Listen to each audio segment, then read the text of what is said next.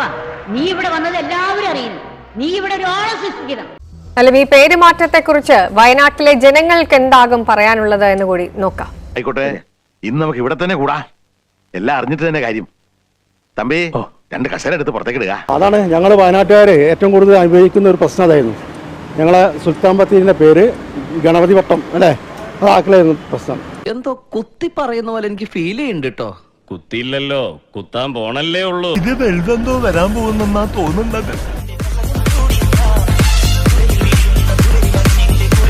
സുൽത്താൻ battery അല്ല sir, അത് ഗണപതി വട്ടമാണ്. എന്താ പറയുന്നത്? ആർക്കാ അറിയാത്തത്? സുൽത്താൻ വന്നിട്ട് എത്ര കാലമായി? അതിന് മുമ്പ് ആ സ്ഥലം ഉണ്ടായിരുന്നില്ലേ? അല്ല അല്ല അല്ല എന്തായാലും ഈ പേരിനെ ചൊല്ലി മുമ്പും ഈ RSSന്റെ നോട്ടീസുകളിലൊക്കെ RSS, വിശ്വ ഹിന്ദു പരിഷത്ത് തുടങ്ങിയ ഹൈന്ദവ സംഘടനകളൊക്കെ ഗണപതി വട്ടം എന്ന പേര് തന്നെയാണ് അവരുടെ നോട്ടീസിലൊക്കെ ഉപയോഗിച്ചിരുന്നത്. ഇവളെയും കൊണ്ട് ഓരോ വീട്ടിലും കയറി ഇറങ്ങി നേരിട്ട് കറണ്ട് കൊടുക്കല്ലേ.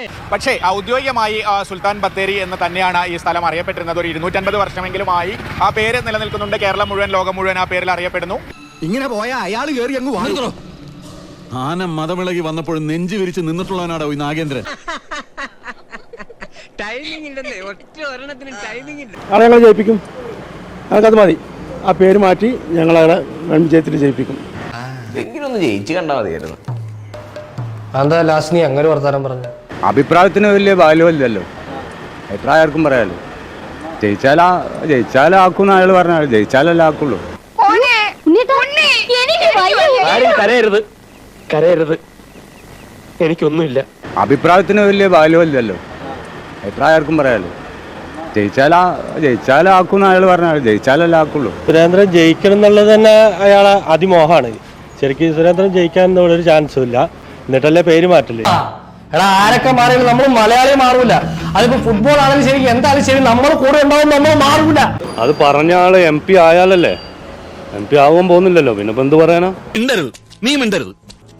ഇനി ഒരു അക്ഷരം വേണ്ടിയ കുത്തി കുടലെടുക്കും ഞാൻ. ചതിയൻ ശാപം.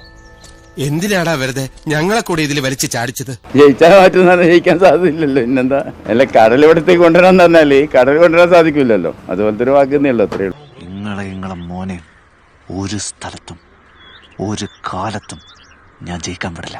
ഒരു ബത്തേരിക്കാരൻ എന്ന നിലയിലും വയനാട്ടുകാരൻ എന്ന നിലയിലും സുരേന്ദ്രനോട് ഞങ്ങൾക്ക് പറയാനുള്ളത്, ഇവിടെ സുൽത്താൻ ബത്തേരിയുടെ പേര് മാറ്റുക എന്നതല്ല ഈ വയനാട്ടുകാരുടെ പ്രധാനപ്പെട്ട പ്രശ്നം. ഒരോളം സൃഷ്ടിക്കാൻ തന്നെയാണ് ഈ സദാശിവം വന്നിരിക്കുന്നത്. മറ്റ് BJP ഭരിക്കുന്ന സംസ്ഥാനങ്ങളിൽ ഇറക്കുന്ന വർഗീയ കാർഡും കൊണ്ട് സുൽത്താൻ ബത്തേരിയിലേക്ക് അല്ലെങ്കിൽ വയനാട്ടിലേക്ക് സുരേന്ദ്രൻ വരണ്ട എന്നാണ് ബത്തേരിക്കാരുടെ വികാരം.